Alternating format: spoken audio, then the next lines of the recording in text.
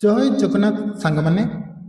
ତ ଫ୍ରେଣ୍ଡ, ଆଜି ଆମେ 28 ଏପ୍ରିଲ ଥାର୍ଡ ସିଫ୍ଟରେ ଯେତକ ବି ଓଡ଼ିଆ ଗ୍ରାମାର କ୍ୱେଶ୍ଚିନ୍ ଆସିଥିଲା ଆମେ ସେସବୁ ଆଲୋଚନା କରିବା। ଦେଖନ୍ତୁ, ଏହା ପୂର୍ବରୁ ମୁଁ ମଧ୍ୟ ବହୁତ ସାରା ଓଡ଼ିଆ ଗ୍ରାମାର ପିଆଇକୁ କରିନେଇଛି। ଯଦି ଆପଣମାନେ ଦେଖିନାହାନ୍ତି ଡେସ୍କ୍ରିପ୍ସନରେ ପ୍ଲେଲିଷ୍ଟ ଲିଙ୍କ୍ ଦେଇଦେବି, ଚେକ୍ କରିନେବେ। ଭିଡ଼ିଓ ଭଲ ଲାଗୁଛି ଲାଇକ୍ କରି ସେୟାର କରିନେବେ। ତ ଦେଖନ୍ତୁ, ଆମର ପ୍ରଥମ ପ୍ରଶ୍ନ ଅଛି ସଂସ୍କରଣ। এটা ସନ୍ଧି ଦେଇଛି। এইটা ପ୍ରଥମେ ଜାଣନ୍ତୁ এটা କେଉଁ ସନ୍ଧି। ସନ୍ଧି ଆମର ତିନି ପ୍ରକାର। ଗୋଟେ ହେଉଛି ସ୍ୱର ସନ୍ଧି, ଆଉ ଗୋଟେ ହେଉଛି ବ୍ୟଞ୍ଜନ ସନ୍ଧି, ଆଉ ଗୋଟେ ହେଉଛି ବିସର୍ଗ ସନ୍ଧି। ସ୍ୱର ସନ୍ଧିର ଯଦି ମୁଁ ଗୋଟେ ଉଦାହରଣ କହିବି ତ ମନେ ରଖିବେ, ପରୀକ୍ଷାରେ ପଚାରେ ବିଦ୍ୟା ଯୁକ୍ତ ଆଳୟ, এটা କେଉଁ ସନ୍ଧି? ମନେ ରଖିବେ এটা ସ୍ୱର ସନ୍ଧି। ଯେଉଁ ବ୍ୟଞ୍ଜନ ସନ୍ଧିର ଉଦାହରଣ କହୁଛି এইটা ସଂଯୁକ୍ତ କରଣ, ସଂସ୍କରଣ, এটা ବ୍ୟଞ୍ଜନ ସନ୍ଧିର ଉଦାହରଣ। ଯଦି ବିସର୍ଗ ସନ୍ଧିର ଉଦାହରଣ କହିବି, ଦେଖନ୍ତୁ ପଡ଼ିଥାଏ ସବୁଠୁ ପପୁଲାର କ୍ୱେଶ୍ଚିନ୍ ଆଶୀର୍ ଯୁକ୍ତ ବିସର୍ଗ ପ୍ଲସ୍ ପାଦ, ଏଇଟା ପରୀକ୍ଷାରେ ପଡ଼ିଥାଏ। ତେଣୁ ମନେ ରଖିବେ ଆଶୀର୍ବାଦ। ଆଶୀର୍ବାଦ ବର୍ଣ୍ଣନାଟା ମଧ୍ୟ ଠିକ୍ରେ ଦେଖିବେ, କାରଣ ପରୀକ୍ଷାରେ ପଚାରୁଛି। ତାପରେ ଦେଖନ୍ତୁ ଦେଲା ତଦ୍ଭବ ଧାତୁ କାହାକୁ କୁହାଯାଏ। ଦେଖନ୍ତୁ ଶୁଦ୍ଧ ଓଡ଼ିଆ ଧାତୁ କ'ଣ କୁହାଯାଏ ନା ଦେଶଜ ଶବ୍ଦ ହେଲା। ତାପରେ ଦେଖନ୍ତୁ ଦେଲା ବୈଦେଶିକ ଭାଷାରୁ ଆସି ଓଡ଼ିଆରେ ପ୍ରଚଳିତ ହୋଇଥାଏ, ସେଇଟା ବୈଦେଶିକ ଶବ୍ଦ। ସଂସ୍କୃତ ଭାଷା ଅନୁସାରେ ଥିବା ଧାତୁକୁ ତତ୍ସମ ଧାତୁ ବା ତତ୍ସମ ଶବ୍ଦ କୁହାଯାଏ। ଯେଉଁଟା ଆମର ସଂସ୍କୃତରୁ ଅପହୃତ ହୋଇ ଓଡ଼ିଆରେ ପ୍ରଚଳିତ ହୋଇଥାଏ ତାହାକୁ ତଦ୍ଭବ ଧାତୁ କୁହାଯାଏ। ତାପରେ ଦେଲା ଅରଣ୍ୟ ରୋଦନ, ଜାଣିଛନ୍ତି ବହୁତ ସହଜ କ୍ୱେଶ୍ଚିନ୍, ନିଷ୍ଫଳ ପ୍ରାର୍ଥନା। ତାପରେ ଦେଖନ୍ତୁ ମୁଁ ଚାରିଟା ଏକ ପଏଣ୍ଟ କହିବି, ଟିକେ ଧ୍ୟାନ ଦେବେ। ଦେଖନ୍ତୁ ନିମ୍ନରେ ପ୍ରଦତ୍ତ ସଂସ୍କୃତ ଶବ୍ଦ ମଧ୍ୟରୁ କେଉଁଟି ଓଡ଼ିଆରେ ଉପସର୍ଗ ରୂପେ ବ୍ୟବହୃତ ହେଇନାହିଁ, ଏଇଟା ଟିକେ ମନେ ରଖିବେ। ଦେଖନ୍ତୁ ଆବିର୍ଟା ବ୍ୟବହୃତ ହୋଇଛି, ତିରିଟା ବ୍ୟବହୃତ ହୋଇଛି, ଅନ୍ତ ବ୍ୟବହୃତ ହୋଇଛି। ଗୋଟେ ଗୋଟେ ଏକ୍ଜାମ୍ପଲ୍ ଦେଇ ଦେଉଛି। ଦେଖନ୍ତୁ ଆବିର୍ର ଗୋଟେ ଏକ୍ଜାମ୍ପଲ୍ ହେଉଛି, ଆମେ କହିପାରିବା ଆବିର୍ଭାବ କହିପାରିବା, ଆବିର୍ଭାବ କହିପାରିବା। ଆଉ ଗୋଟେ ହେଉଛି ଆବିଷ୍କାର କହିପାରିବା, ଆଉ ଗୋଟେ ଆମେ କହିପାରିବା ଆବିଷ୍କୃତ। ଆବିର୍ର ଯଦି ତୀରର କହିବି ସେହିପରି ତିରସ୍କାର, ତିରୋଧନ, ତିରୋହିତ, ଏହିପରି। ଅନ୍ତଃର ସେହିପରି, ଅନ୍ତର୍ଗତ, ଅନ୍ତର୍ଭୁକ୍ତ, ଅନ୍ତଃସ୍କରଣ, ଏହିପରି। କିନ୍ତୁ ନିଟ୍ଟା କେଉଁଥିରେ ବି ବ୍ୟବହୃତ ହେଇନାହିଁ। এইটা আপনার কেউ চ্ୟାପ୍ଟର আছে କେମିତି ଜାଣିବେ? ଦଶମ ବହିର ଉପସର୍ଗ ଚ୍ୟାପ୍ଟର ଦେଖିବେ। ଇଜିଲି ମୁଁ କହୁଛି ଓଡ଼ିଆ ଗ୍ରାମାର ଆପଣ 10th ବହି ଦେଖନ୍ତୁ, ଇଜିଲି ଆପଣ କ୍ଲିୟର ହୋଇଯିବ, ଅଷ୍ଟମ, ନବମ, ଦଶମ। ତାପରେ ଦେଖନ୍ତୁ ଦେଲା ଭୂମିର ତଦ୍ଭବ ରୂପ କ'ଣ? ଭୂଇଁ ଆପଣ ଜାଣିଛନ୍ତି, ସେମିତି ପରୀକ୍ଷାରେ ପଚାରିପାରିବ ଗାଭୀର, ଗାଭୀର କ'ଣ? ଗାଈ।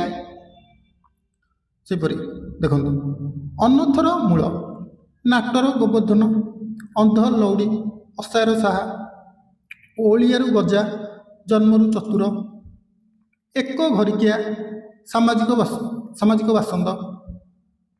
ତାପରେ ଦେଖନ୍ତୁ ଏବେ ସୁନା ଦର ଆକାଶ ଛୁଆଁ ହେଲାଣି। ସୁନା, ସୁନାଟା କ'ଣ? ବିଶେଷ୍ୟ ଆମର କେତେ ପ୍ରକାର? 5 ପ୍ରକାର। ନାମ ବା ସଂଜ୍ଞାବାଚକ, କ୍ରିୟାବାଚକ, ଜାତିବାଚକ, ବସ୍ତୁବାଚକ, ଗୁଣବାଚକ। ତେବେ ଦେଖନ୍ତୁ ସୁନା, ଲୁହା, ରକ୍ତ, ମନେ ରଖିବେ ଝାଳ, ଏସବୁ ବସ୍ତୁବାଚକ ବିଶେଷ୍ୟ। ତାପରେ ଆଖି ମାରିବା, ଚୋରା ଚାହିଁବା, ତାପରେ କିଛି ନ ବୁଝି କାର୍ଯ୍ୟ ଲାଗିଯିବା, ଉଙ୍କା ପିଠା, ଅନ୍ଧ ବାଡ଼ି ହଜାଇବା, ମାନେ ଅନୁମାନ କରି କହିବା। ତାପରେ ଦେଲା ଅଗ୍ନିର ପ୍ରତିଶବ୍ଦ କେଉଁଟା? କେଉଁ ସେଟା? କୁଶାନୁ, ତାପରେ କୁଶାନର, ଏପରି ଅଗି, ଏସବୁ। ଦେଖନ୍ତୁ ଅସୁମାଳି, ସବିତା, ଏ କାହାର? ସୂର୍ଯ୍ୟଙ୍କର। ଭାସ୍କର। ତାପରେ ଦେଖନ୍ତୁ ଅନିଳ, ଅନିଳଟା ହେଉଛି ପବନର। ତାପରେ ଅନିଳ ଗୋଟେ ଦୀର୍ଘଇକାର ଥାଏ, ସେଇଟା କାହାର? ଏଇଟା ଆପଣଙ୍କ ପାଇଁ କମେଣ୍ଟ ରହୁଛି, ଜରୁର କମେଣ୍ଟ କରିବେ। ଦୋଷୀର ବିପରୀତ କ'ଣ? ନିର୍ଦ୍ଦୋଷ। ତାପରେ ଉଠରେ, ଉଠରେ ଉତ୍କଳ ସନ୍ତାନ, ସନ୍ତାନ। ସନ୍ତାନ ଆମର ଜାତିବାଚକ, କାରଣ ଗୋଟିଏ ସନ୍ତାନକୁ କୁହାଯାଇନି, ଅନେକ ଗୁଡ଼ିଏ ସନ୍ତାନକୁ କୁହାଯାଇଛି, ତେଣୁ ଜାତିବାଚକ। ଅନ୍ଧାରରେ ବାଡ଼ି ବୁଲେଇବା କ'ଣ ହେବ? ଅନିଶ୍ଚିତ ଭାବେ କାର୍ଯ୍ୟ କରିବା। ଜନୈକ କେମିତି ହେଇଥାଏ? ଜନ ଯୁକ୍ତ ଏକ, ବହୁତ ସହଜ କ୍ୱେଶ୍ଚିନ୍। ମେଧାବୀ ଛାତ୍ର ସଫଳତା ପାଏ, ଏଠି ଦେଲା ମେଧାବୀ। ମେଧାବୀଟା ଦେଖନ୍ତୁ ଛାତ୍ରର ଗୋଟେ ଗୁଣ, ତେଣୁ ଏଟାକୁ ଗୁଣବାଚକ ବିଶେଷଣ କୁହାଯାଏ। ବିଶେଷଣ ଯେପରିକି ଆପଣ ଜାଣିଛନ୍ତି 8 ପ୍ରକାର: ବିଶେଷ୍ୟର ବିଶେଷଣ, ବିଶେଷଣର ବିଶେଷଣ, ଗୁଣବାଚକ ବିଶେଷଣ, ପରିମାଣବାଚକ ବିଶେଷଣ, ପୂରଣବାଚକ ବିଶେଷଣ, ସଂଖ୍ୟାବାଚକ ବିଶେଷଣ, ଏହିପରି 8 ପ୍ରକାର। ତାପରେ ଦେଲା ପ୍ରଦାନ। ପ୍ରଦାନ ଶବ୍ଦଟି କେମିତି ହେଇଛି? ପ୍ର ଯୁକ୍ତ ଦା ଯୁକ୍ତ ଅନ୍ନ। ତାପରେ ଦେଲା ଜପାମାଳି, ବହୁତ ସହଜ କ୍ୱେଶ୍ଚିନ୍, ଅତି ପ୍ରିୟ। ପିତା, ପିତାର କ'ଣ ହେବ? ତାତ ହୋଇପାରିବ। ତାପରେ ଦେଖନ୍ତୁ ଶତତଳ, ଶତତଳ ହେଉଛି ପଦ୍ମର। ତ ରସା ପୃଥିବୀର, କିକି ମୟୂରର। ବାଳୁତ, ବାଳୁତର ବିପରୀତ କ'ଣ ହେବ? ବୁଧ ହେବ। ତାପରେ ଦେଲା ତ ବର୍ଗ। ତ ବର୍ଗର ଅନ୍ୟ ନାମ କ'ଣ? ଦେଖନ୍ତୁ ଆମର ଅବଜ୍ଞ ବ୍ୟଞ୍ଜନ ବର୍ଣ୍ଣ, ବର୍ଗୀୟ ବ୍ୟଞ୍ଜନ ବର୍ଣ୍ଣ। ବର୍ଗୀୟ ବ୍ୟଞ୍ଜନ ବର୍ଣ୍ଣ 25ଟା, ଆଉ ଅବଜ୍ଞ ବ୍ୟଞ୍ଜନ ବର୍ଣ୍ଣ 13ଟା କିମ୍ବା 14ଟା। ଯେଉଁ ବର୍ଗୀୟ ବ୍ୟଞ୍ଜନ ବର୍ଣ୍ଣ ରହିଛି ଇଏ ଆମର କେତେଟା ପାର୍ଟରେ? 5ଟା ପାର୍ଟରେ। କ'ଣ କ'ଣ? କଚଟ ତପ, କଣ୍ଠ୍ୟ, ତାଲବ୍ୟ, ମୂର୍ଧନ୍ୟ, ଦନ୍ତ୍ୟ, ଉଷ୍ଠ ସମସ୍ତେ ଜାଣିଛନ୍ତି। ତେବେ ତଟା ଆମର କ'ଣ ରହୁଛି? ଦନ୍ତ୍ୟ ବର୍ଣ୍ଣ ରହୁଛି। ତାପରେ ନିମ୍ନଲିଖିତ ମଧ୍ୟରୁ କେଉଁଟି ଶାସ୍ତ୍ରୀୟ ଭାରତୀୟ ଭାଷା ନୁହେଁ? ଓଡ଼ିଆକୁ ଆମର କେବେ ଶାସ୍ତ୍ରୀୟ ଭାରତୀୟ ଭାଷାର ମିଳିଥିଲା ସମ୍ମାନ? 2014ରେ। ଆଉ ସଂସ୍କୃତ ଆଉ ତାମିଲ ଏ 2004ରେ ମିଳିଥିଲା। କିନ୍ତୁ ବଙ୍ଗଳାକୁ ଏପର୍ଯ୍ୟନ୍ତ ଆମର ଶାସ୍ତ୍ରୀୟ ଭାରତୀୟ ଭାଷାର ସମ୍ମାନ ମିଳିନାହିଁ। ତାପରେ କ୍ୱେଶ୍ଚିନ୍ ଦେଖନ୍ତୁ, ପ୍ର ଉପସର୍ଗଟି ମୁଖ୍ୟତଃ କେଉଁ ଅର୍ଥରେ ବ୍ୟବହୃତ ହୁଏ? ଦେଖନ୍ତୁ ପ୍ର ଉପସର୍ଗଟି ପ୍ରାୟତଃ ବହୁତ ଅର୍ଥରେ ବ୍ୟବହୃତ ହୋଇଥାଏ। ଯେମିତିକି ଏଠି ଦେଇଛି ଉତ୍କର୍ଷ, ଆମର ଉଦ୍ଭାବ ଅର୍ଥରେ ମଧ୍ୟ ବ୍ୟବହୃତ ହୋଇଥାଏ। ସେପରି ଗତି, ଆଧିକ୍ୟ, ସର୍ବତୋଭାବ ଏହିପରି ବ୍ୟବହୃତ ହୋଇଥାଏ। ମୁଁ ଗୋଟେ ଏକ୍ଜାମ୍ପଲ୍ ଦେଉଛି ପ୍ର ଉପସର୍ଗ ଲଗାଇ। ପ୍ରକୋପ ହେଲା, ଯଦି ଆମେ ଏହାର ଗଠନ ନୀତି ଦେଖୁଛେ, ପ୍ର ଯୁକ୍ତ କୁପ୍ ଯୁକ୍ତ ଅ, ପ୍ରକୋପ। ଏହାର ଅର୍ଥ କ'ଣ?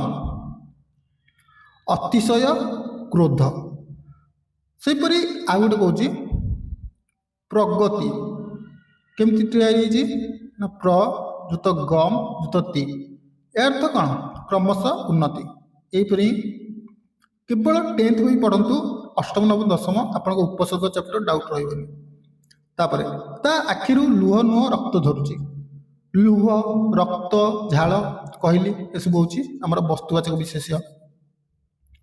ପିଲାଏ ପ୍ରାର୍ଥନା କରୁଛନ୍ତି। ଦେଖନ୍ତୁ ପ୍ରାର୍ଥନା କେମିତି ଜାଣିବେ ଏଇଟା ସକର୍ମକ କି ଅକର୍ମକ? ଯେତେବେଳେ ଆମେ କର୍ତ୍ତାକୁ ପ୍ରଶ୍ନ କରୁଛେ, କ'ଣ ଲଗେଇ ପ୍ରଶ୍ନ କରିବା, ନହେଲେ କାହାକୁ ଲଗେଇ ପ୍ରଶ୍ନ କରିବା। ଯଦି ଉତ୍ତର ଆମକୁ ମିଳୁଛି ତେବେ ସେଇଟା ହେଉଛି ସକର୍ମକ କ୍ରିୟା। ଯେମିତିକି ପିଲାଏ କ'ଣ କରୁଛନ୍ତି, ଉତ୍ତର ମିଳୁଛି ପ୍ରାର୍ଥନା କରୁଛନ୍ତି, ଏଥିପାଇଁ ଏଇଟା ସକର୍ମକ। ପ୍ରତ୍ୟେକ ସନ୍ଧି କେମିତି ହେଇଛି? ପ୍ରତି ଯୁକ୍ତ ଏକ, ସହଜ କ୍ୱେଶ୍ଚିନ୍। ଆମର ଲାଷ୍ଟ କ୍ୱେଶ୍ଚିନ୍, ଅପରାଧୀର ବିପରୀତ କ'ଣ? ନା ନିରପରାଧ। ତ ଫ୍ରେଣ୍ଡ ଇଏ ଥିଲା 28 ଏପ୍ରିଲ 3rd ସିଫ୍ଟରେ ଯେତେକ ବି ଓଡ଼ିଆ ଗ୍ରାମାର କୋଶ୍ଚିନ୍ ଆସିଥିଲା। ଭାବୁଛି ଆପଣ ସମସ୍ତଙ୍କର 25ରୁ ତ 23+ ଥିବ। କେତେ କ'ଣ ରହୁଛି ଦୟାକରି କମେଣ୍ଟ କରିବେ। କେହି କମେଣ୍ଟ କରୁନାହାନ୍ତି। ଭିଡ଼ିଓ ଭଲ ଲାଗୁଛି କାଇଣ୍ଡଲି ଗୋଟେ ଲାଇକ୍ କରିଦେବେ। ଆଉ ଇଂଲିଶ ମ୍ୟାଥରେ ମଧ୍ୟ ମୁଁ ପ୍ଲେଲିଷ୍ଟ ବନେଇ ଦେଇଛି, ଚେକ୍ କରିନେବେ। ଭଲ ଲାଗିଲେ ଲାଇକ୍, ସେୟାର ଓ ସବସ୍କ୍ରାଇବ୍ କରିନେବେ।